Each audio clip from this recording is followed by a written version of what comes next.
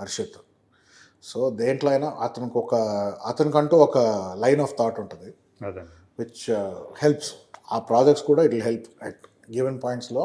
ఒక మంచి పాయింట్ చెప్పాలి ఇక్కడ అనుకున్న దాంట్లో బాగా చెప్పగలుగుతాడు, ఇన్పుట్స్ ఇవ్వగలుగుతాడు. Okay. Which I think as a producer also it's good quality to have judgment. ఆ జడ్జ్మెంట్ ఉండడం కూడా మంచిదే. ఏం చెప్పదలుచుకుంటున్నాం మనకు ఒక క్లారిటీ ఉండాలి. సో దట్ వే హీస్ అంటే నెక్స్ట్ ప్రొడ్యూసర్, కంప్లీట్ ప్రొడ్యూసర్ రోల్కి వచ్చేసరికి I think will be ready with good content. ఇది హ్యాష్ ట్యాగ్ అనేది ఏది, ఏ జానర్ ఫిల్మ్ అవుతుంది? ఇట్స్ డ్రామా అండి. ఓకే. డ్రామా. డ్రామా అంటే love drama, family drama, romantic drama, ఇన్ని ఉంటాయి. అన్నీ ఉన్నాయి దాంట్లో, అన్నీ ఉన్నాయి. ఓకే. లైఫ్ డ్రామా అంటే లైఫ్లో అన్ని డ్రామాలు ఉంటాయి. Okay. Romance, this grudge, revenge అన్నీ ఉంది దీంట్లో. అండ్ మోస్ట్లీ చాలా వరకు ట్రూ పాయింట్స్ మీదే బేస్ చేసి డెవలప్ చేసిన స్క్రిప్ట్. ఓకే. ఒక 20-30-40% క్రియేటెడ్ సినిమాటిక్ లిబర్టీ కోసం. మిగతా అన్ని చాలా వరకు ఈ మధ్య కాలంలో జరిగిన అన్నీ ఉన్నాయండి. Okay. Closely based peoples lifes. Okay. So వస్తే మీ ఫస్ట్ ఫిల్మ్ అదే కావచ్చు, దాంతో రావాలనే మీరు? ప్రస్తుతానికి అయితే అదే plan. Everything is done, work అంతా అయిపోయింది. జస్ట్ ఇప్పుడు ఇప్పుడు స్టార్ట్ చేయాలి pre production and shoot. So నాన్నగారి సపోర్ట్ ఎంతవరకు ఉంది ఇప్పుడు మీ క్రియేటివ్ సైడ్? ఒక డైరెక్టర్గా మీరు రాబోతున్నారంటే, యాక్చువల్గా మీరు యాక్టర్గా వచ్చినప్పుడు నాన్న సపోర్ట్ చేశారు, సో ఒక డైరెక్టర్గా టర్న్ తీసుకుంటున్నాను. సో నాన్న ఏమన్నా ఆయన ఇన్పుట్స్ ఏమైనా ఇచ్చారా?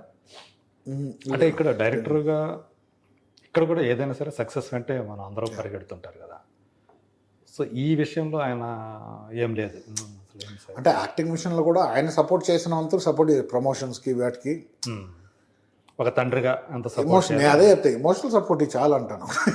ఫైనాన్షియల్ సపోర్ట్ కూడా ఇప్పుడు వద్దులే, సినిమాకి ఇప్పుడు ప్రొడ్యూస్ చేయాల్సిన అవసరం లేదు, ఆ టైం దాటేశాను నేను. ఇప్పుడు ఐ థింక్ ఇప్పుడు చేసుకోగలిగే కెపాసిటీ ఉంది, నాకు ఆ కాన్ఫిడెన్స్ ఉంది. I can take up a project ఏదో డైరెక్టర్గా కానీ యాక్టర్గా కానీ ఏది ముందు వర్క్ అవుతుందో నేను చేసుకోగలుగుతాను. అయితే మీరు చెప్పిన నాన్నగారికి ఏదైనా ఒక చెప్పి ఆయనకు నచ్చి, నాకు నచ్చితే ఎంత ఎడితిరిగి మీ బ్యానర్ ఉంది కదా, జయకృష్ణ మూవీస్ ఉంది కదా. అవును, అదే కదండి ఇప్పుడు ఉంది కాబట్టి ఇప్పుడు నేను చేయను. సో రేపు డైరెక్టర్గా నాకు మార్కెట్ ఉంటే అప్పుడు చేస్తాను బ్యానర్కి. ఓహో, అలా ఫస్ట్ బయట ప్రూవ్ చేసుకోవాలి, అంతే కదా. ఇప్పుడు చేసుకొని నా ప్రొడక్షన్ హౌస్ని కూడా నేను బయట ప్రొడక్షన్ హౌస్ లాగా ట్రీట్ చేయాలి యాజ్ ఎ డైరెక్టర్. రైట్. నాకు వర్త్ ఉండి వాళ్ళు పిలవాలి, అతను కొడుకు కాబట్టి ఇక్కడ నేను చేయడం అనేది నా ప్రకారం అది బోతు. అక్కడే నెపోటిజం వస్తుంది, ఎనీథింగ్ యాక్సెప్టెన్స్. ఇప్పుడు బయట ప్రొడక్షన్, ఇప్పుడు ఒక పెద్ద ప్రొడక్షన్లో నేను చేశానంటే నెక్స్ట్ ఒక విజయకృష్ణ మూవీస్ కూడా నన్ను తీసుకుంటారు, నేను వాళ్ళకి చేస్తాను. ఓకే. సో ఆ బేసిస్లో తీసుకోవాలి. సో ఈ సస్పెన్స్ అకౌంట్స్ వద్దు మధ్యలో, ఈయన ఎందుకు ఈ ప్రొడక్షన్లో కొడుకు కాబట్టి అది వద్దు మనకి. ఎందుకు అది దానికోసమే కదా ఇన్ని రోజులు నేను పోరాడుతుండేది. ఫ్యామిలీ డబ్బులు తీసుకొని చేయాలంటే ఎప్పుడో చేసేవాడిని. ఈ పాటికి 10 సినిమాలు నేనే తీసుకునేవాడిని హ్యాపీగా. That's the whole point. నా జర్నీ ఏంటి, నేనేం చేయగలుగుతా, ప్రాబ్లీ ఒక 4 సినిమాలు తీయగలుగుతానేమో, బట్ నా స్వయం కృషితో చేయాలి. అప్పుడు నా వర్త్, ఒక హ్యూమన్ నా వర్త్ ఏంటి, ఓకే నన్ను మొత్తం అన్ని తీసేసేయండి, స్ట్రిప్ చేసేస్తే రేపు I should be able to stand on my own merit అనే దాని మీద ఉంటేనే కరెక్ట్ లైఫ్ అంటే. ఎందుకంటే రేపు మనకు నెక్స్ట్ జనరేషన్ వచ్చేవాళ్ళకు కూడా అప్పుడు మనం కరెక్ట్ అడ్వైస్ ఇవ్వగలుగుతాం.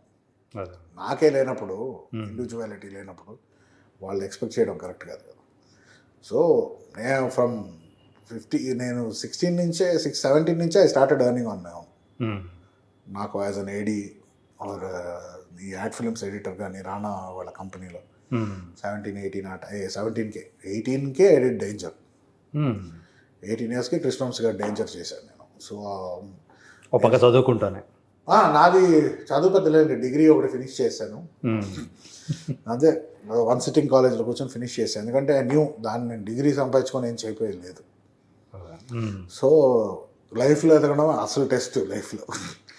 ఎందుకంటే చాలామంది స్కూల్లో 90% 100% కొట్టి మళ్ళీ వాళ్ళు మామూలు అంటే నాకు నచ్చిన జాబ్స్ లేదు.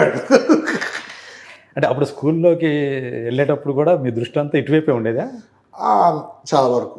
అంటే అప్పుడే షూటింగ్ లొకేషన్లు, ఆ సెట్లు చూసేవాడిని. అంటే అంతకేం లేదు. అప్పుడు ఏముంటుంది, చిన్నప్పుడు ఏముంటుంది, ఆ రోజుకి ఆడుకున్నాం, క్రికెట్ ఆడుకున్నాం, టీవీ చూసామా, ట్యూషన్ మనం కొట్టకపోతే హ్యాపీ ఆ రోజు.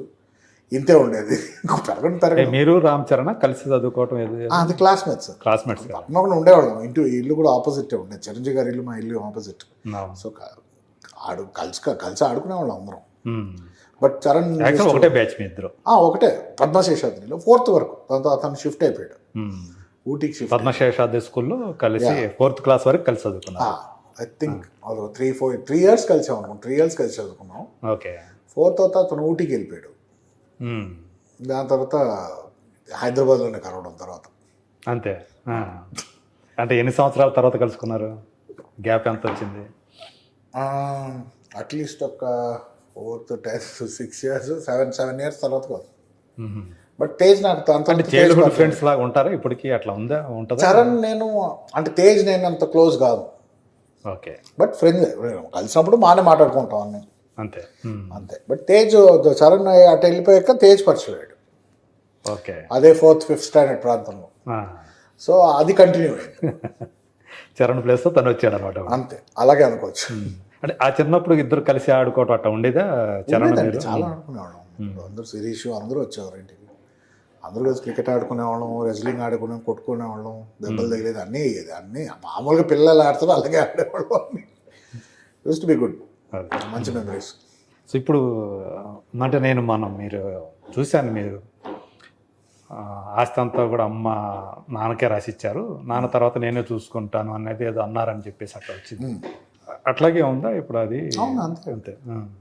అంటే యాక్చువల్గా మీరు ఎప్పుడు 2 బాస్లు ఉండడం కరెక్ట్ కాదు.